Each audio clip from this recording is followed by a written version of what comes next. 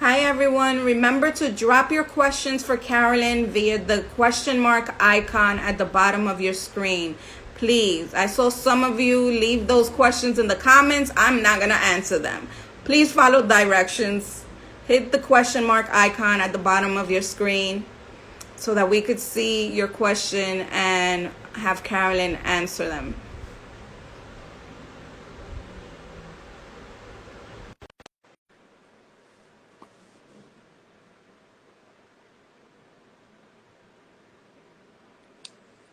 And we're back. Hello again. Thank you. Thank you. So we were talking about publishers changing the game, hiring third-party editors if required to assist in the copy editing and other line editing and whatnot of our manuscripts, correct? Now, do you do the same with illustrators? If I am in love with someone's artwork and I want that person to be the illustrator for my book cover, would a publisher take that into consideration? Yeah, so the cover conversation is always really interesting. And, I've definitely had some authors, send mock-ups for their book covers that we probably aren't going to go with, but sometimes an author has an amazing artist friend or, has a graphic designer that they really love. And we always want to try to, include the author in those conversations as early as possible. So usually you're trying to get a final cover within like 9 months to a year before publication, because it's such a great tool in terms of getting people excited. And, obviously it's going to be on those ARCs and everything. So, so you want to have that conversation early on, and you want to loop the author in. So like one thing I always love asking my authors is, are there other book covers recently that you've really loved, or conversely that you've really hated? And I think especially, again, like, speaking from my experience primarily as an editor of fiction, I think covers of novels, especially, with like marginalized characters and authors, like you want to make sure that the cover is representative too, and that the cover isn't, like you almost need a sensitivity read on the cover. And a lot of that is making sure that you have, the best possible designer working on it. And for Dominicana, we were so lucky to have this incredible Latinx designer, Adelise Martinez, who, is also Dominican American, and it was so special to her to work on that book. And unfortunately, she passed away earlier this summer, which was just such a loss for, not just for people who knew her, but also for publishing in general, because not only was she an incredible award-winning designer, I mean, her cover for Dominicana was one of the 10 best cover designs in the New York Times that year. And she, she just designed so many iconic covers.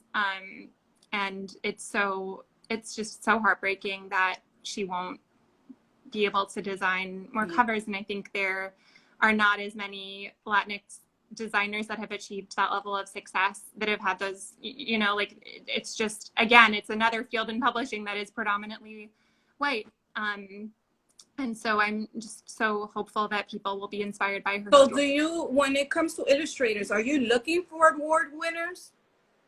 Because there's certainly some illustrators out there who've never won an award. Oh, totally. Not award winning.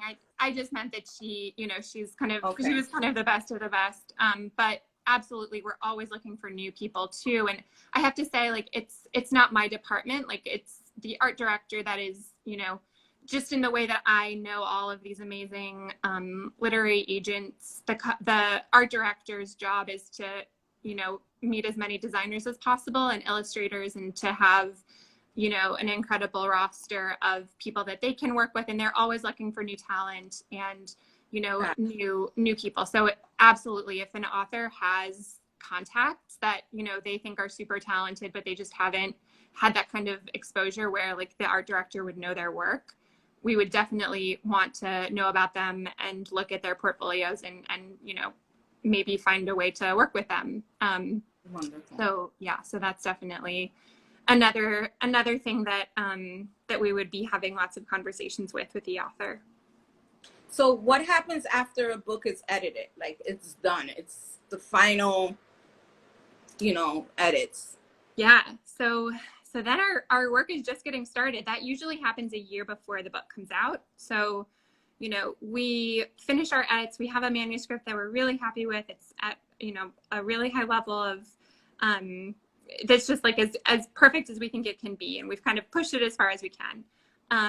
And so then I would what's called transmit it to our production department. And the production department, as I said before, is, the team of copy editors and proofreaders and interior designers and everyone who will actually make the book a book in terms of the physical object. So that process is starting, and, there's many rounds of copy editing and proofreading to try to make sure that it's, as typo and error free as possible, and that it has the right, design that will really make the pages beautiful. And that's when, we also start talking about what the cover will look like and what the descriptive copy will be and all of these things. And then my job as the editor becomes to kind of be the book's champion to everybody else who's going to touch it. So I'm the first point of contact for the author, but I'm by no means the only person that's going to work on the book.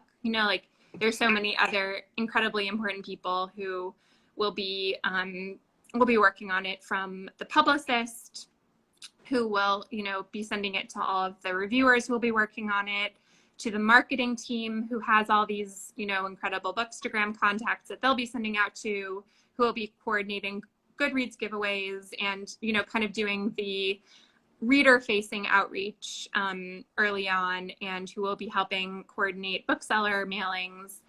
And then, a big part of my job is pitching it to our sales force and making sure that they're really excited about it and that they understand, the potential of it, and get them, really enthusiastic to talk to their accounts. So then they'll go to their buyers at Barnes & Noble and Amazon and at the independents and at, Target and Costco and all these places, and try to get their buyers really enthusiastic. So you have to kind of, make your enthusiasm contagious, and not to use that terrible metaphor during a pandemic, but that, you want to kind of get everybody else as excited about the book as you are. And one way to do that is to get what are called blurbs. So blurbs are the quotes from other authors that you have on the book jacket.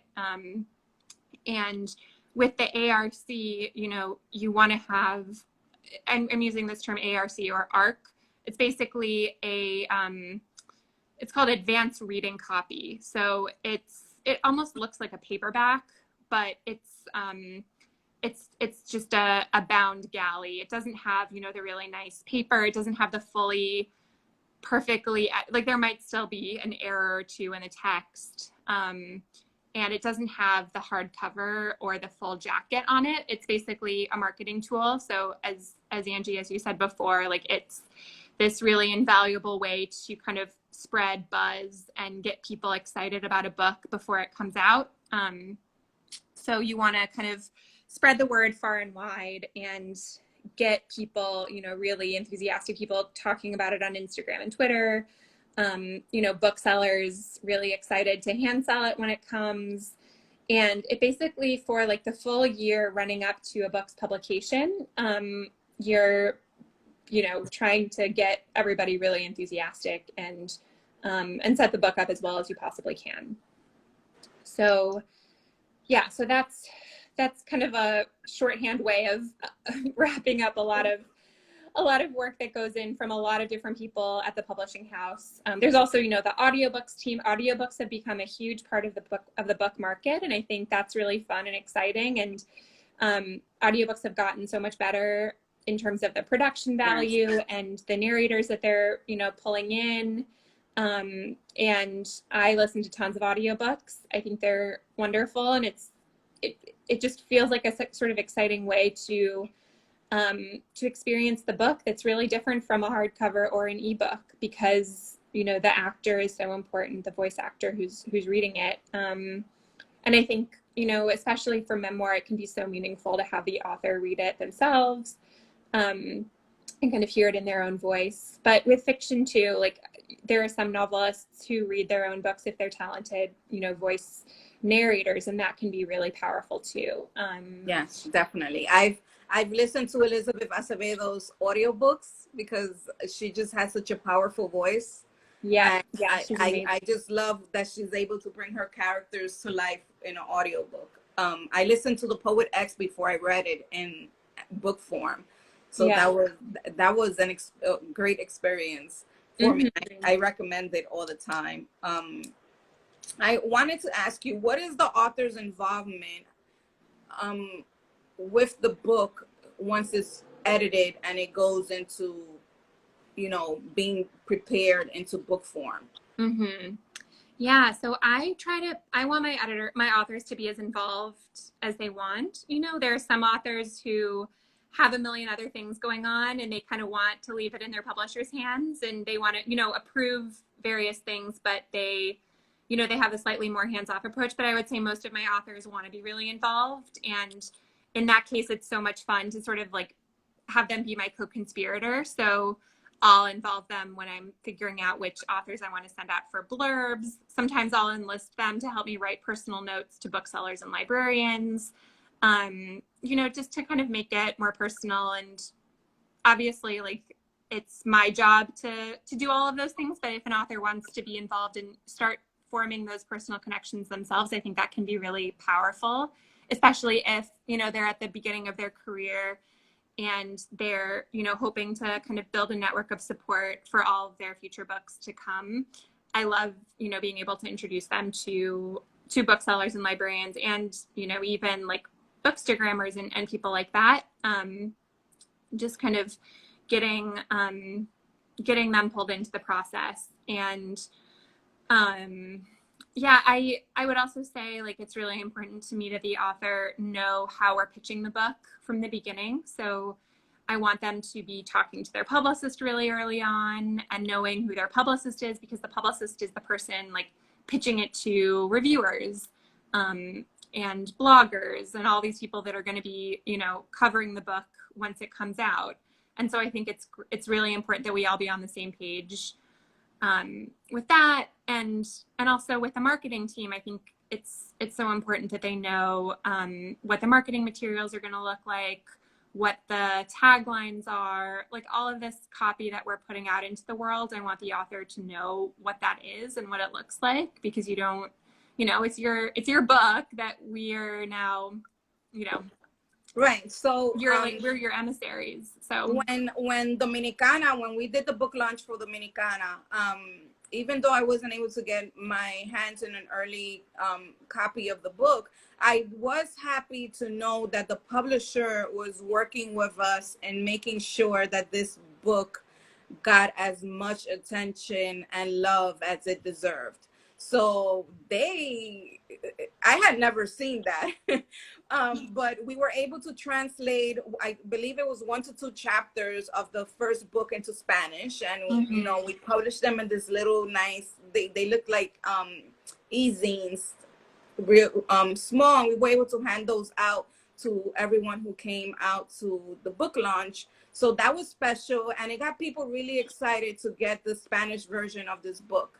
And aside from that, we were able to take all the foods that were mentioned within the book and get a chef to write up the menu, well, the recipes of the food, so that people who, you know, got the book would be able to prepare the meals in their home if they so please. So those are things that are very special to readers, and I'm glad that the publisher took that extra step to connect with Angie's community, especially in Washington Heights, especially the location of where we did the book launch, which was, I guess, a block away from where the story takes place. So those are things that I wish that publishers continue to do, as, you know, whenever they publish writers, you know, connect with their community, because most of them are part of a community, not just necessarily a writing community, but they do have people that, you know, would be sort of like a street team, You know, like I always laugh with Elizabeth because her parents are her street team. They're out there, they're out there promoting her book for her as well. And yeah, so those were things that were done for Angie that were very special and that I hope are permanently implemented every time publishers are launching a book. Yeah, that was so much fun. And that's, I think that's why it's so fun to kind of pull in the author and the marketing team and the publicist all together and be able to brainstorm these kind of interesting out of the box ideas. And Angie was also just so incredibly helpful in terms of having great ideas to reach her community. And I think, yeah, like the little recipe booklets were so fun. And we want to get the book into the hands of as many people as possible. That's the goal. Like, that's why we're doing this work. And so when an author can kind of be a collaborator and help us reach those communities, especially communities where, like I hadn't published a Dominican American author before I worked with Angie. And so I learned so much from her, and it shouldn't be her responsibility to do that. We should be doing that ourselves. And, but fortunately she was so helpful and really taught us a lot. And we also were able to teach, educate ourselves a lot as well and expand our own networks of people that we were reaching out to. That was really, I think, such a special part of that whole publication. And now, we're going to be publishing her next book in the next year or two. And I'll be able to build on all of that amazing work that we did and all of the connections that we made. So now you have a blueprint. Yeah, exactly. And, for future publications as well, and not just our Latinx authors, but I think a lot of authors, can benefit from these, publications that we reached out to for the first time, or booksellers that we reached out to for the first time. Like, it shouldn't just be our Latinx books that we're going to those people with. It should be all of our great books that should be reaching these communities. So I think it's just made us much stronger at every level, not just, for Angie's books. Wonderful. So once the book is out there and you're promoting it and you're getting book blurbs, you send out arts, you're preparing the writer for a book tour, correct? So book tours this is an interesting thing, and I'm very curious to see how COVID affects that in general. Well, they've been virtual. Exactly. And I think that's been really great in a lot of ways. I think there are pluses and minuses. I think yes. For indies, on the one hand, it can be really wonderful for a bookstore that maybe didn't get a lot of big authors coming through to suddenly be able to have one, in a virtual event. But I think there can also be some frustrations in terms of, it's really logistically complicated to suddenly pivot from in-store events to having to, think of all the things to make a Zoom call safe for authors and, good for the participants.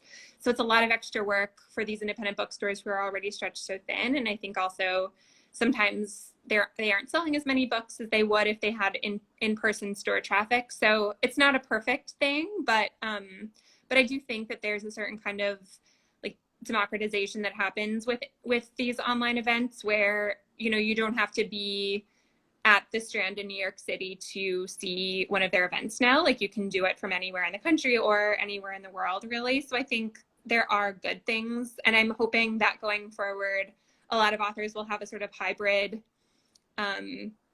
model where they have in-person events, especially like their local store, where all of their family and friends and people who support them can come and celebrate them and see their book launch into the world. But maybe they'll also be able to do more of these virtual events, especially I think group events like what Angie just did, right, where you have multiple authors sharing the event together on screen. I think that can be really powerful and special.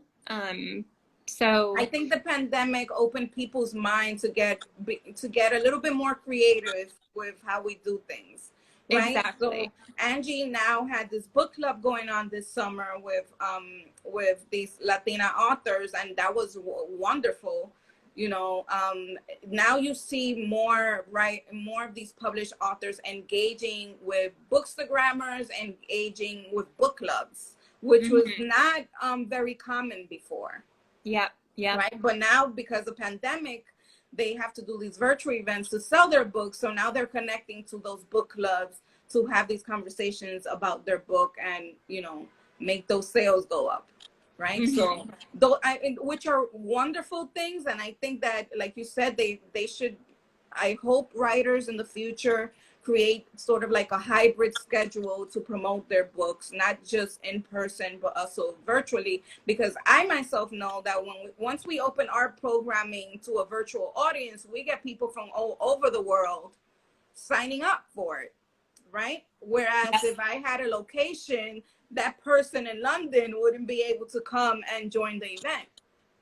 But Mm-hmm. now they could watch it virtually. So like you said, there's, you know, there's the positive and the negative, but let's take away the positive. Exactly. No, I think primarily it's been really great, and I've loved the virtual events that I've been to, and I think it's also just really great that authors have had this opportunity to like celebrate their books and talk about their books despite everything and despite a lot of in-person events having to cancel.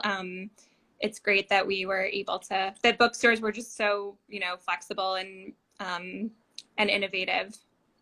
Nice. Now, do publishers automatically sign the author for their next book deal? So, so sometimes you'll have a 2-book deal or even, you know, a 3 or 4-book deal. So the author will, from the very beginning, know that they'll be working with that publishing house on their next book, and that Even can though, be. even if you don't know what that next book is going to be? So usually you need at least a little something, but sometimes not very much. Like usually I've had 2-book deals where I know maybe like a paragraph about what the next book is, but you know, but I really believe in the author and I think it's a cool idea. And I loved the first book so much that that I really What if wanted you don't like to. the second idea? Well, you know, sometimes you do get in a situation where you have a 2-book deal and the author, you know, presents their second book, hopefully not the entire manuscript, but maybe a few chapters. And it's, you know, it's just not good enough, or the editor doesn't think that it's going to serve the author's career in the best way.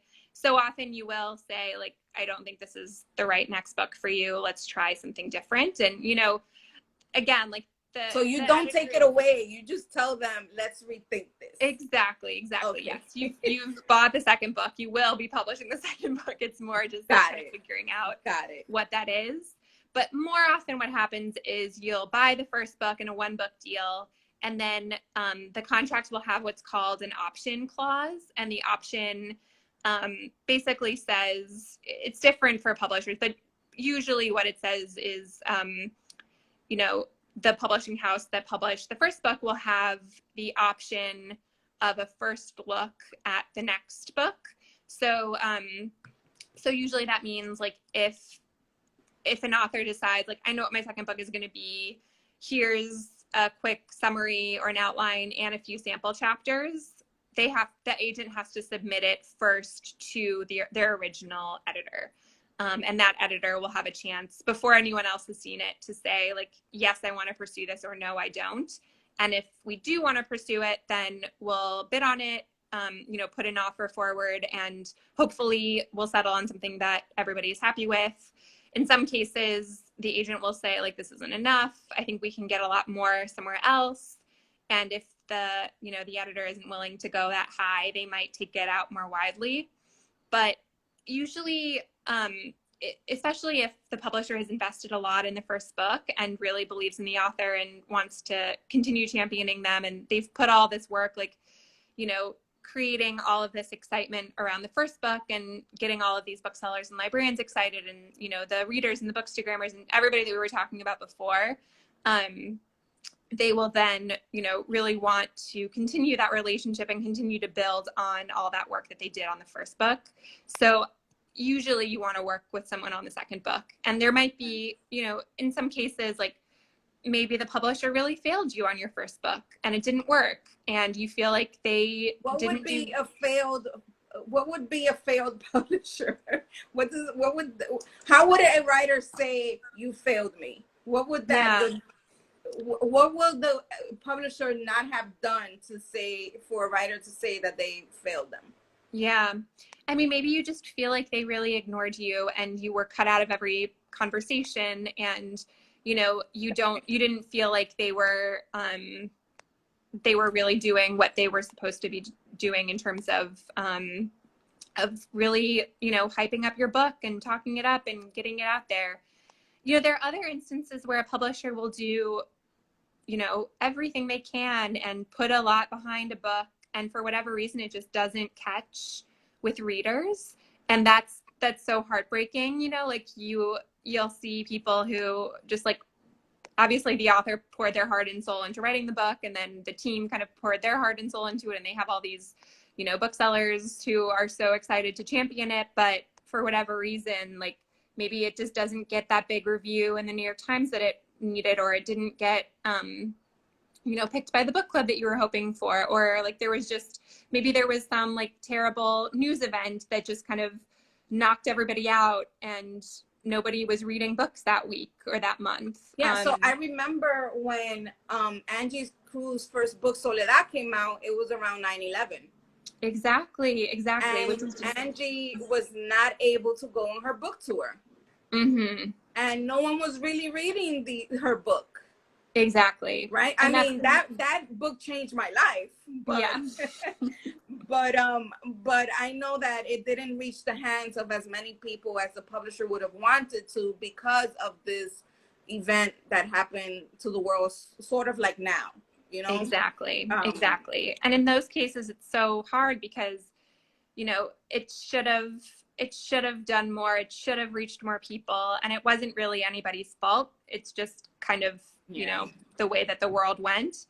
And so in those instances, you know, usually there's enough of an explanation as to why maybe the book didn't work the way that you were hoping, that you can continue the relationship and, you know, still have that trust that you'll, you know, do right by the author. So I want to ask you one last question before we go into the Q&A with our writers who are listening. How much involvement does the publisher have with the translation of the book? Yes. So, so again, this kind of depends on the very first step of selling the book to an editor. And sometimes the agent will just sell North American rights. So in those instances, the publisher is just able to sell the book within, you know, the US and Canada. In other instances, they'll sell world rights. So the publisher will then become essentially the agent. So not me, but someone on my team who is in international rights will, you know, they have a whole network of editors in China and the UK and Germany and Africa, like all over, where they will then try to sell the rights to publishers there, and then in that case, we still wouldn't really have that much say in how it's being translated, but, you know, hopefully we're selling it to a publisher in that country who is reputable. Yeah, I've seen that a lot, that I see small presses in other countries pick up the book and translate it. Mm-hmm. So why wouldn't, for example, if Flatiron acquires a book with world rights, why wouldn't they themselves find an editor who would, or a translator who would translate the book under Flatiron?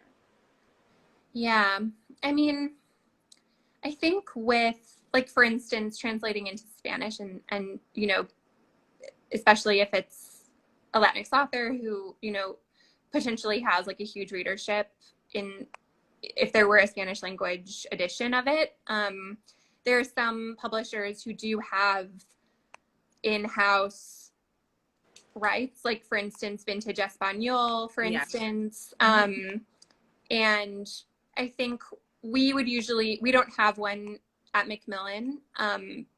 Unfortunately, like maybe that will change at some point, but for now we would sell the rights to someone who really specialized in reaching that readership in that market, and who would, you know, kind of have the connections that they would need to get the book to as many readers within that space as they possibly could, and we just don't really have the infrastructure right now to do that. And most of the bigger publishers don't.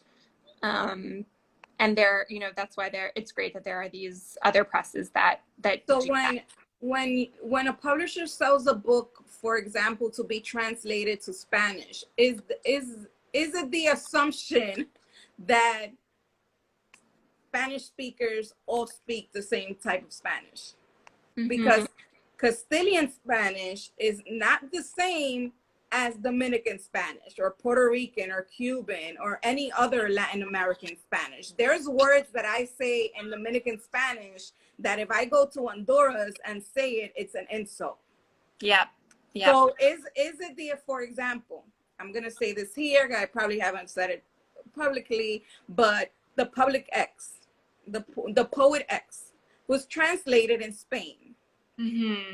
I love that book, especially, and that book resonated a lot with me because it took me back to me being a 15-year-old Dominican young woman growing up in Washington Heights, Harlem, and whatnot. I identified a lot with the character. There was a lot of what we call Dominicanism and nuances, just like there is in Dominicana. The book was sold to a publisher in Spain and translated to Castilian Spanish, which completely changed the story in my eyes, because when I opened it and I'm reading the first chapter, I had to go get a dictionary.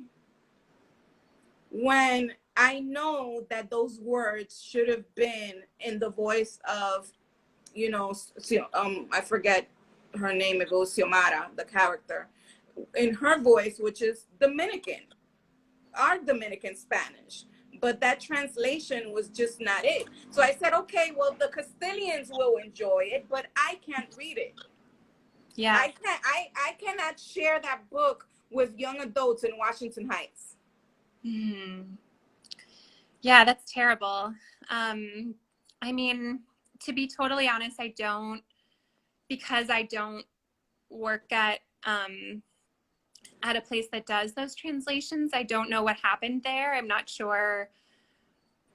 But usually, I mean, usually I think my understanding at least is that a lot of places will have the author approve any translator, especially if they speak the language into which the book is being translated. So, you know, for instance, when we were setting up the Spanish rights deal for Dominicana, Angie was really involved in which translator we went with, and was able to read the translation herself and give feedback when she wanted. I think that's kind of the best case scenario, is when, in the same way that like when I mean, this isn't totally dissimilar, but like when you have an audiobook narrator that you're deciding on, and that narrator in a way is kind of translating the book, like they're deciding which voices to use and where to put the emphasis and how to pronounce certain words. And so we would always have the author approve a narrator, and listen to samples before, you know, making a final decision as to who we're going to go with. And I think in the same way, you should definitely, you know, make sure that the author is involved in picking who the translator is, if that's something that they want to be involved in. Otherwise, I think you just have to kind of trust that the publisher, you know, knows what they're doing and will find the best possible person for it. And that's, you know, when either the publisher or the agent is selling rights to those other publishers, that's something that you just have to kind of keep in mind and do your due diligence about. Thank you. That's very informative for me, because I was curious as to how that happens. But yeah. Thank you so much for answering my question, Caroline. We are going to go into answering the questions of those who are here watching this live. Again, if you have questions for Caroline, please click on the question mark icon at the bottom of your screen, and we will try our best to answer your questions. Currently, there's 10 questions, Caroline. So let's see. Let's get into it. So the first question is, what's the number one reason you reject manuscripts? That's a great question. So again, I edit mostly fiction. And I think when I'm reading a novel on submission, I'm looking most of all for kind of originality. And I know that sounds super, super broad, but I want a story that feels fresh and different to me. That's a story I haven't heard a million times. That's a big part of it. And that can come through, the plot. Maybe it's just a story that feels really interesting and kind of the moment in a way that I haven't seen before, or in the voice, in the author, like what perspective the author is coming from. If it's historical fiction, I'm looking at sorry, I just completely lost my train of thought. Don't read the comments. I know. It's like scrolling in front of me. I want that freshness and that originality. And so, often when I'm rejecting something, it's that it just feels familiar to me. It's not surprising me. I can't really make a case. Like, basically, when I buy a book, I'm doing it knowing that I'll be able to make a case to readers that, like, this is the book you need. This is the book that you should spend your time on when there are so many books out in the world. And so I want to really feel like I can make that case convincingly. And then I would say another thing is, like, maybe the quality of the writing just doesn't quite feel high enough. Like, it feels maybe, and that's a really hard thing to describe and quantify, but I think all of us know, like, when you read a book, that really touches you in some way, like, there is just a way that the author has of describing things that maybe are, everyday occurrences or activities or places that you've seen a million times, but they have some way that they're able to bring it, like, shed a new light on it for you, bring it to life in some way that you had never really thought. Like, that's what I'm looking for.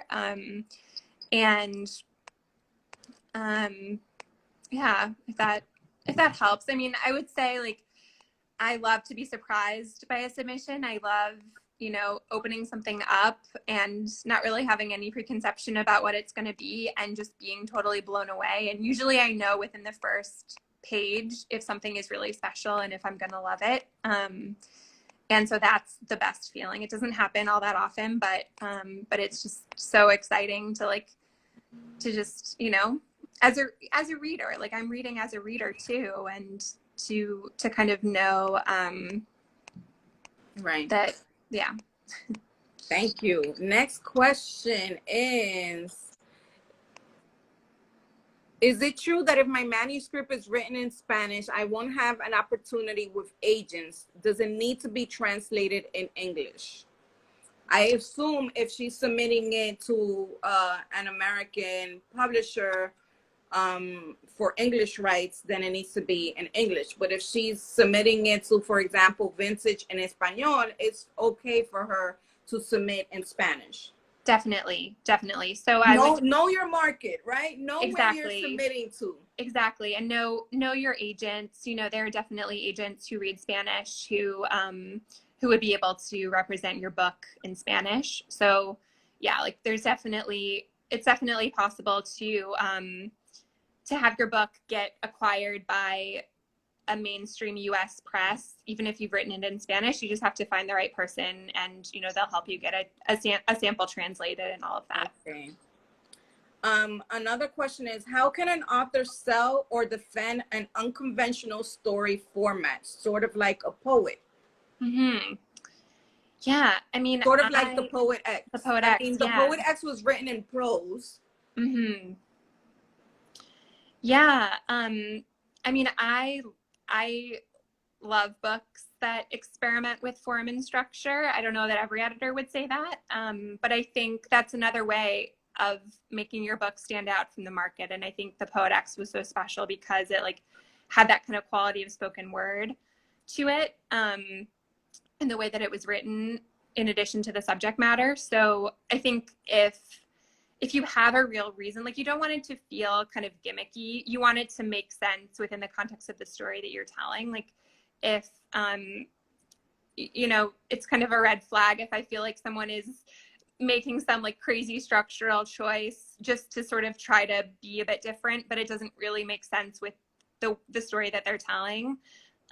But if you have, you know, some like really cool, different, brilliant idea for how to tell a story, I would say like you'll be able to find an agent and an editor who are excited about that.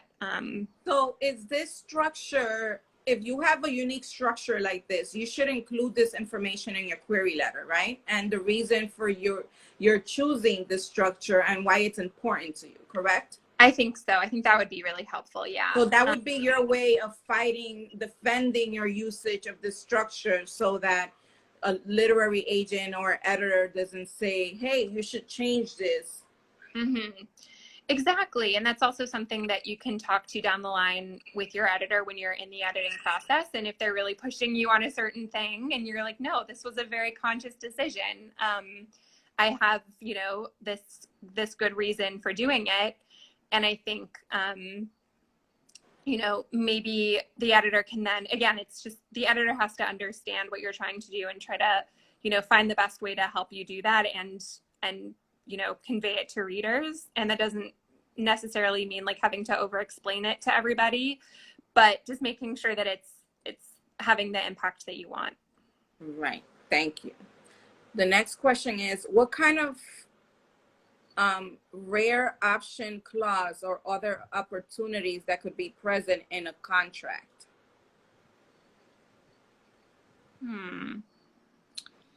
Yes. What are some really weird things that are included in a contract? Well, these contracts are very long. They're like 30 pages. So this is another reason why it's really helpful to have an agent, because they have either they themselves they're the size of a portion of your manuscript. Exactly. You want to make sure that your agent is, you know, going through every point and advocating for you and explaining things to you, and you know that you sort of will understand exactly what you're signing.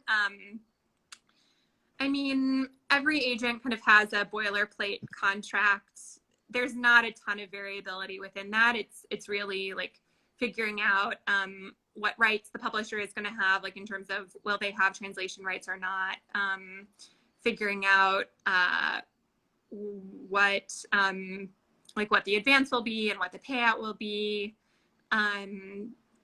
Sometimes the contract stipulates copies the author will get for free when the book comes out and how many the agent will get. That's something that they can negotiate for you. But those are common. Those are common things that you could find, that you would find in a contract. Yeah. I'm trying to think of something that would be really surprising and weird, and I'm drawing a bit of a blank. But here we go. What are the pros and cons of self-publishing versus seeking an esteemed publisher?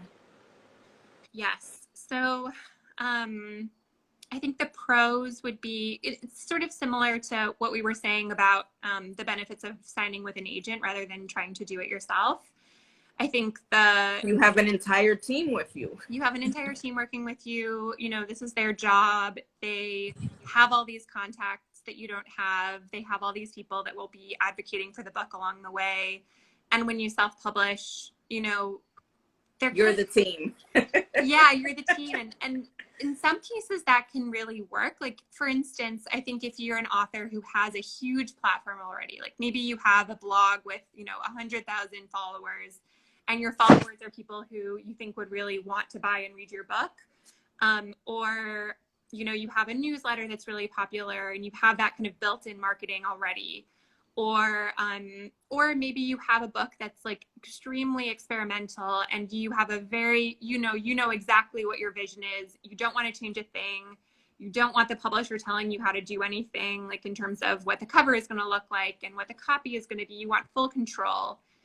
then maybe self-publishing is the right fit for you. But I think for people who are seeking, kind of the biggest audience that they can and want their book to reach, that wide readership, it really is definitely, I'm, obviously I have my own bias because I work at a publisher, but I do think there are some things that you lose when you don't have that behind you. Thank you. Another question we have is, how likely are you to reject a manuscript after you give them an R&R? I don't know what that is. What's an R&R?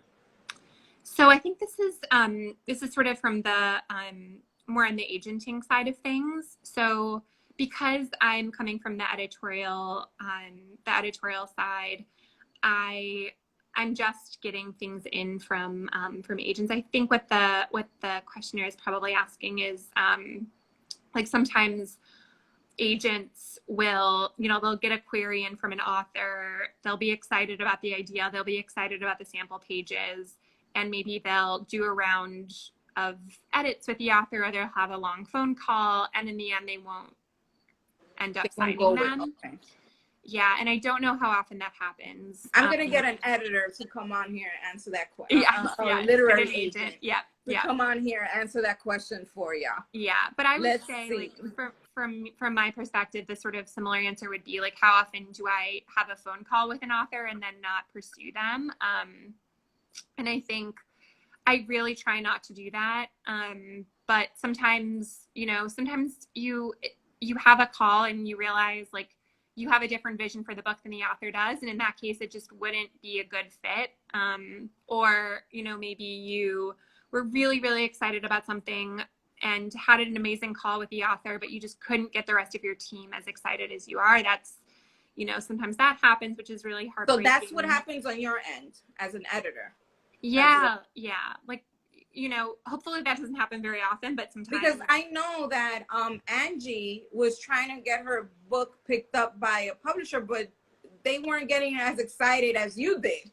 Mm-hmm. Right? And this went on for about 2 years. Yeah. Right? That she was just getting rejection after rejection until you fell in love with the book. Exactly. Well, even with my relationship with Angie, I read an early version when she had a different agent, and I loved it so much and really wanted to pursue it and just I didn't feel like I had that support in-house that I really thought she deserved. And you hate to, like, sign up an author and have them come and then, you're the only person that's excited to work on it. And, fortunately I was able to eventually persuade everyone and get everyone really excited. And good job, Caroline. Thank you.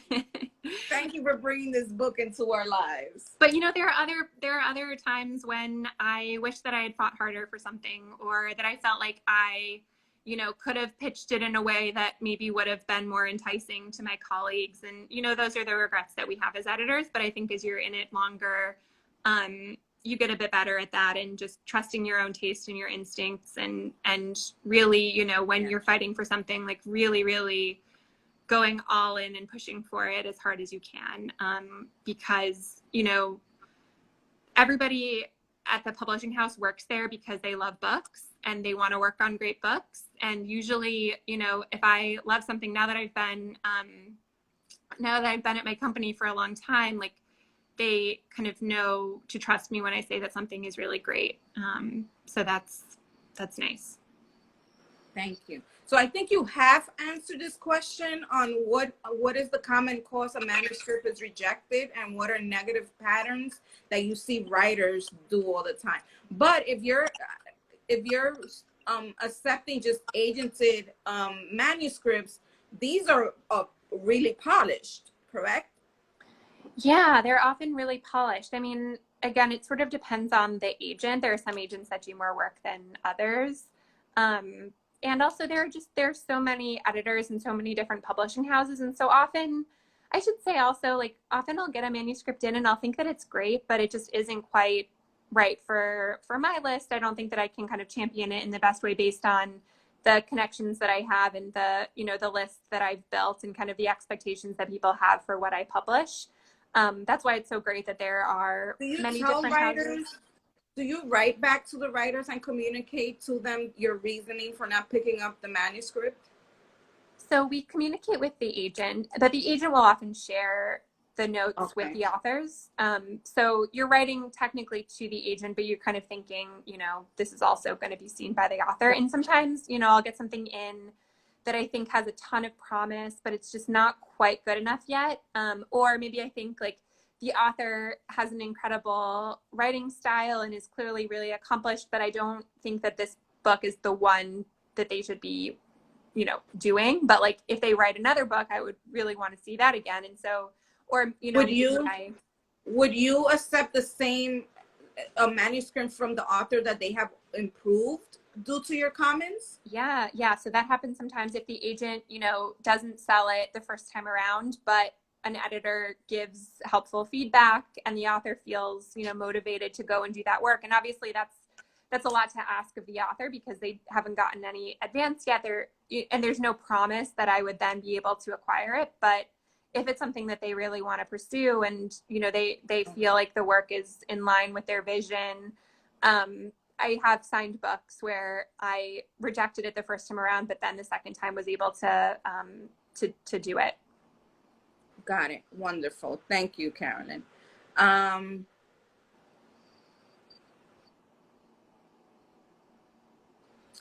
So Alyssa is asking, I have heard that not all authors get marketing support. How do you determine who gets marketing?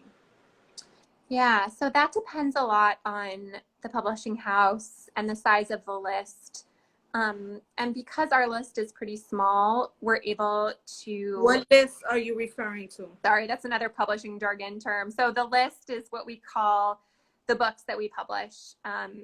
So for when I say my quote unquote my list, that means books that I've acquired over the years, the books that I'm publishing. When I refer to it as like the publisher's list, that's the books that all of the editors cumulatively are acquiring and that we as a publisher are publishing. So it really depends so much. I mean, that's like why every imprint, and an imprint is the word that we use for the kind of publishing house within a larger house. So like Macmillan and Random House and Simon and Schuster are all like big publishing houses, but they're comprised of tons and tons of little publishers, which are called imprints. So, at Macmillan, we have Flatiron, we also have Farrar, Straus and Giroux, we have Henry Holt, we have St. Martin's, we have the Macmillan Children's Group. So we have a bunch of different publishers within that umbrella who are all publishing a particular, they all kind of have their own mission. And so when I'm acquiring as an editor, I'm acquiring for myself, but I'm also thinking like, what will my imprint really be able to publish well? Like why should this author be with me rather than an editor at, St. Martin's, for instance, or FSG. So I think I got away from the original question. Remind me what it was again. I believe the question was about marketing. How do you determine marketing for the book? Yes. So this the budget conversations usually happen when you're setting the books up and deciding, as I said before, like there are some books that are just going to get more support for whatever, the publisher has decided that they are more have more commercial potential, and so they're going to really try to push that out to readers as much as they can.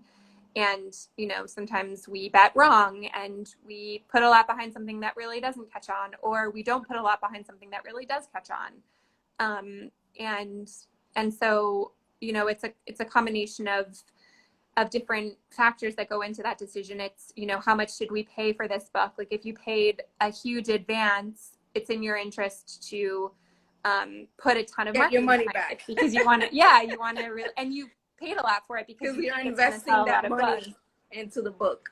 Yeah, and there are other books where you love it so much, you think it has huge potential, but maybe you think that like it has really incredible literary potential and it's going to win a bunch of little prizes, but it maybe isn't going to be like the book that everybody's bringing to the beach in the summer, and that will affect the marketing that you put behind it.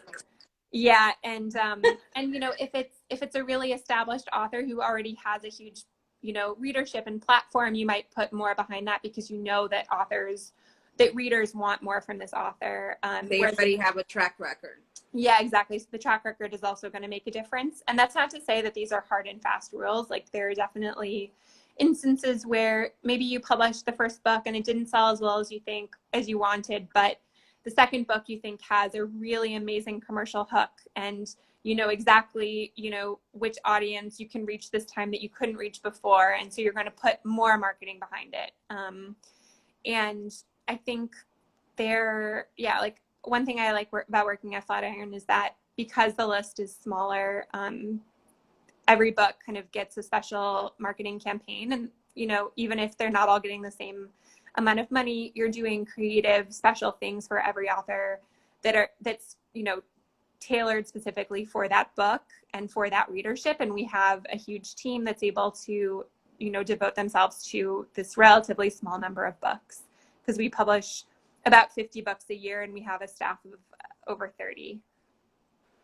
Nice. Caroline, thank you so much for this educational Q&A. I'm pretty sure that a lot of our writers, emerging writers and writers who are already a little bit more advanced, were able to take away a lot of the great information from everything that you've shared with us today. I really appreciate you taking the time to come on here on this unconventional medium now, right? And talk to our writers, talk to me and our writers. So thank you so much for all the information you shared. Thank you so much for having me and for, you know, giving me this platform to talk to your wonderful writers. And thank you so much to everybody who took the time to come out for this and ask great questions. And I'm on Twitter, the same handle that I have on Instagram. So if you have more questions, you know how to reach me. And yeah, good luck to everyone. Keep writing. Trying to find that perfect home for their book. You're doing the work that makes my job possible, and I'm so grateful to all the writers out there doing that. So thank you so much, Caroline. Have a good night, everybody. Bye, everybody. Good night.